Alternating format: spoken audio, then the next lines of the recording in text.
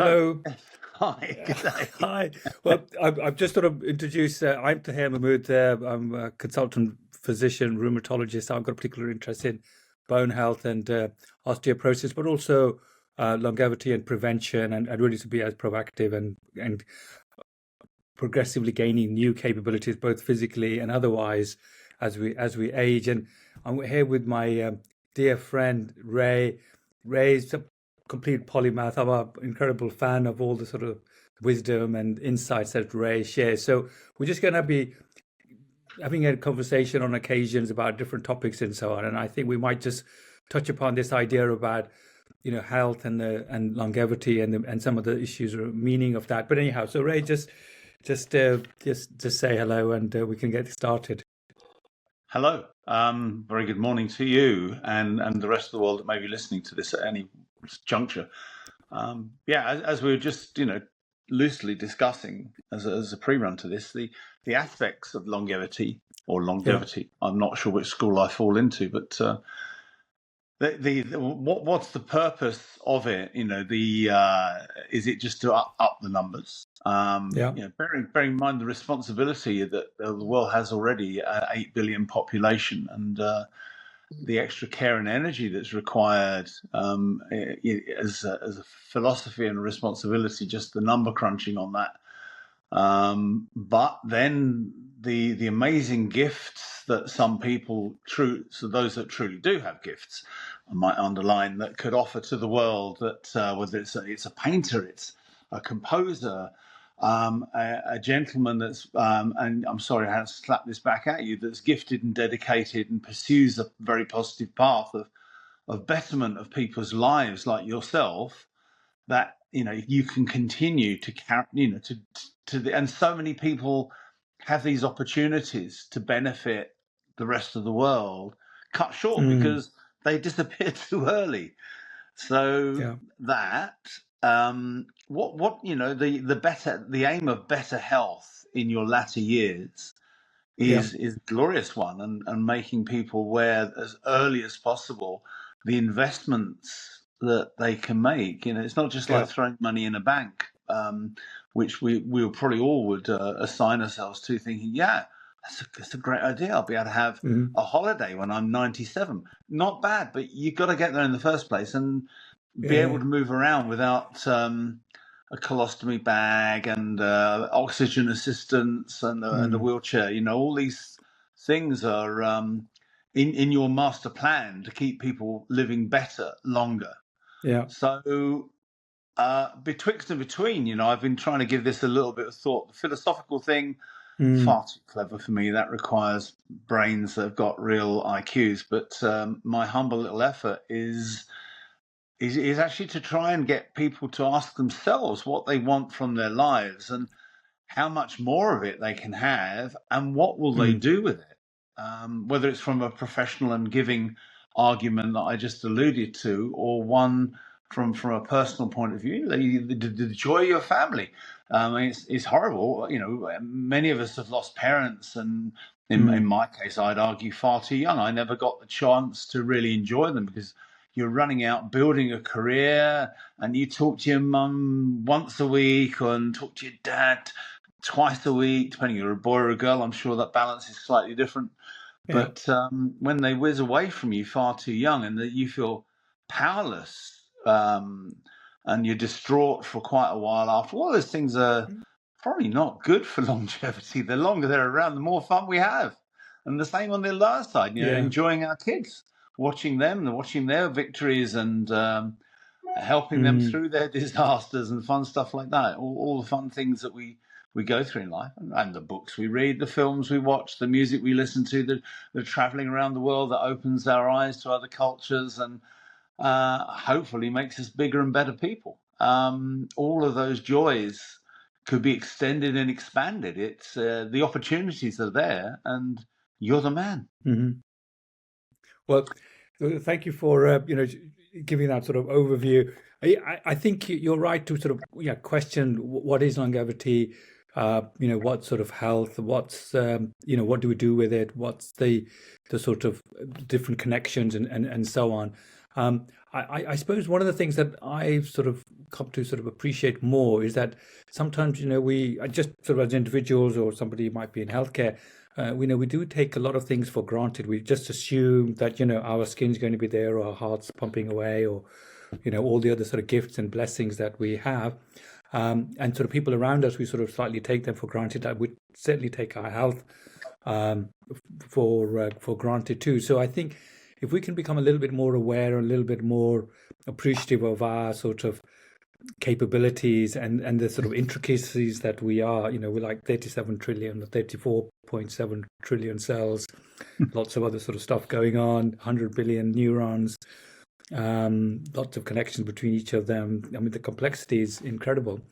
So I think, yeah, if we, as you say, if we become a little bit more aware and then explore what would help or what would assist that, um, uh, the capabilities that we have, and then we can be a little bit sort of more mindful and look to identify issues at an early stage. So, the osteoporosis, for example, or more broadly, if people can do some questionnaires or look at stuff, look at their nutrition, look at their activities, look at their sleep, look at their alcohol, look at their smoking, look at their friendships and so on. Those things, if you said, oh, what are some of the big things? Those are some of the big categories. And then you delve into each one of them.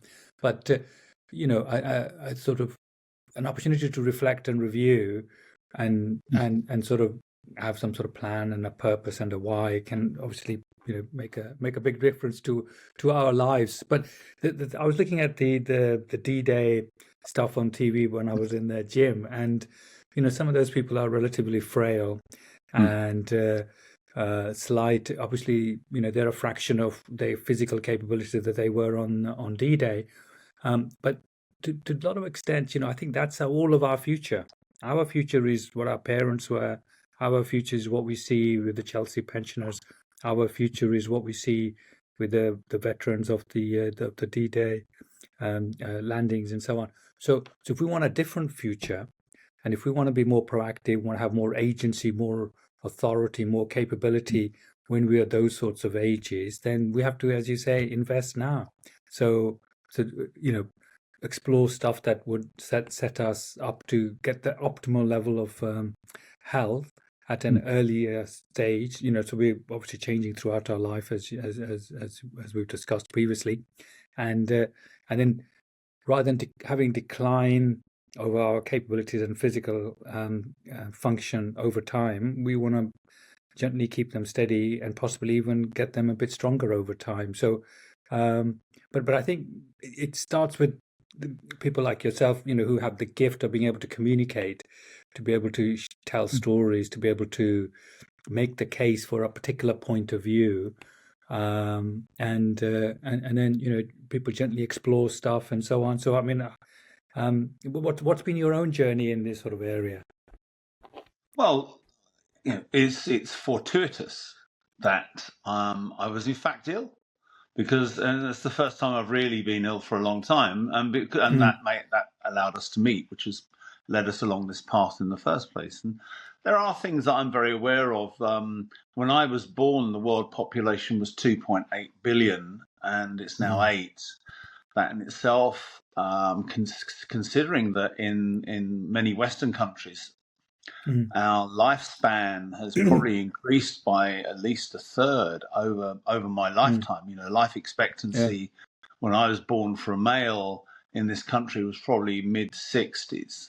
And things like, how governments aim their pension schemes and how they aim to support people that have contributed during their working lifetime into, in theory, a system that aims to keep them running to some degree until they meet their maker. So there's so many aspects that we can discuss about this. The pure aim of getting people to take the personal responsibility, their own investment in ensuring, or ensuring is not the word, aiming to improve their lot as their age, as the numbers start to mount up. But also the amazing advances that are taking place on a daily basis in your areas. cancer treatment. I mean, I'm stupefied just the articles I get to read just this yeah. last week of things that are happening, not only in theory, but in practice, and coming through very valuable movements that, again, enable people to live longer. There's so much causality, and there's so much. It's a lottery. You walk down your high street today, and you may catch some variation. I'm being facetious, but some variety of the COVID virus, and your defense system's not built for it. And we might discover, as we did with some of the earlier versions of it, none of us were prepared for it. And that's just an example. It could be anything. It could be any form of cancer. It could be any form of walking. Don't walk in front of cars that are traveling at 50 miles an hour. Generally, not good for your health. You will come off worse. So there's a number of things that are absolutely pure, simple common sense, like my facetious last example. But there are a number of things that, we're not all educated in these things. I love the word sovereignty, because it's run around by various governments about us ceding sovereignty. Sorry to bring it a little bit of politics in, but it serves its purpose. Yeah. I don't go out and fix the lamps in the street. I don't actually teach our kids. We cede that sovereignty to other people in society, because that's how our society works. So there are so many areas of which we have to be purposely ignorant, because we do our thing within society. Yours happens to be medicine. Mine happens to have been media. But we all need each other. And we're all part of the great machine that moves us all on in some great purpose. And that's a wonderful thing. It's amazing. It really is amazing. But this argument of, you actually, our ignorance, it's worth it just once in a blue moon to find out what it is that can improve our lot, whether it happens to be watching the right programs on Netflix, or, funnily enough, the discussions we're having about the purpose of health, the actual aim of what it is you're doing on a daily basis in your specific area, to get people to understand how they will live better lives now, and it'll improve their lot for a very, very long time. So we've got lots of toys to play with, and I'm sure, for example, just yesterday, I went into London to have lunch with a friend who I'd not seen for maybe 10 years or so. He's 82. He was the Spanish John Williams, a film scoring composer, and I worked with him on many, many films in my day when I was working on Spanish film productions. Yeah. And the guy's a child. The guy's got a curiosity and appetite for knowledge and for bettering his understanding of the areas that we were involved with, and he's insatiable. He's mad. I love him to bits, and you just can't see this chap suffering. And I think it's just this driven mental activity. You think there's no way you're 82. You're 82? Seriously? Because there's the mental activity spurs him on, and I guess there must be something within. I'm not clever enough to argue that one. I'm sure that's more in your area, but there's something in there that keeps him driven and going and youthful. And that youthful is reflected in his physicality as well. So we've got a lot of work in front of us. Yeah, no, it's interesting. I was just coming across some insights. How we are, it's really a very complex matrix of lots of different sort of aspects, as you know. So our physical state, our mental state, so what's going on sort of physically with our brain. So one of the big things that helps us, that makes an impact on us.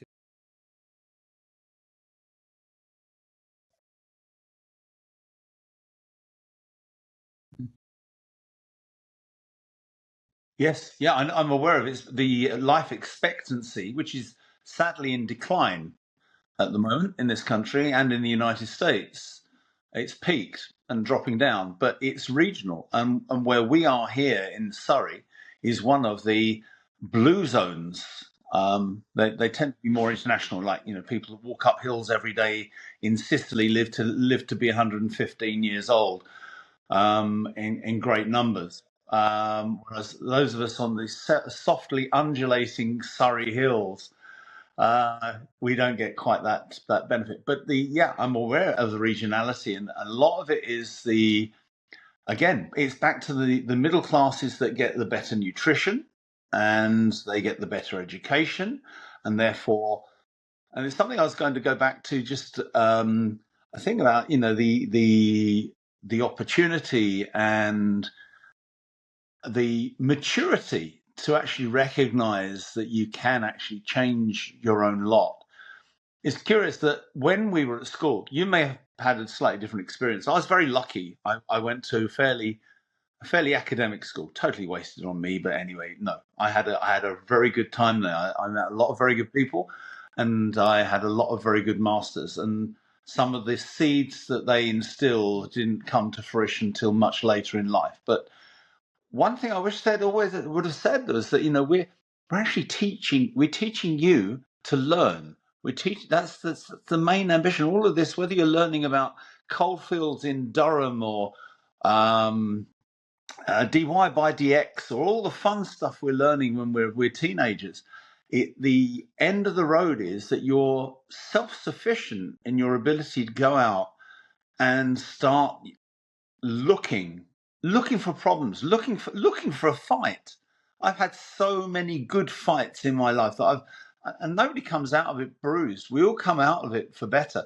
As a philosophy, I'm a bigger fan of rugby, where you grab the guy next to you and you all push in the same direction, rather than you have to be, excuse my being facetious again, the 11 prima donnas that run around the pitch doing the Euros at the no, sorry, I'm being a little naughty.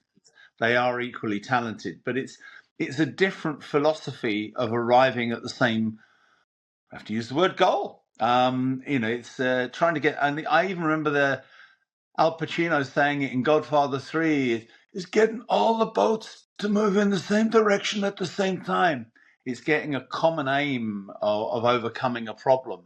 And, you know, we work in groups. You already alluded yourself to the collaboration that happens in your world, and this $500 billion of money that's dedicated to, but let's make us, you know, I just hit my 67th birthday. I mean, I can remember I can't remember my father at 67 because he died at 59, but the generation, this is not fair, because I feel arrogant even mentioning it, but I'm infinitely more lively than the people I knew that were 67 years old a generation ago. You know, we are.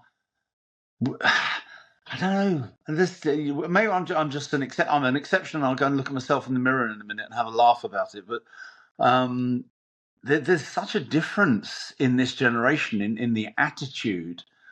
I just think that, for example, with my mother, I mean, both of my parents effectively committed suicide by doing a very stupid thing called smoking. And one was cancer, the other was emphysema. But my mother, she got to a point that she gave up. Mentally, she gave up, and the mentally worked into the physical gave up, and the gave up. So the thing of the curiosity, the intention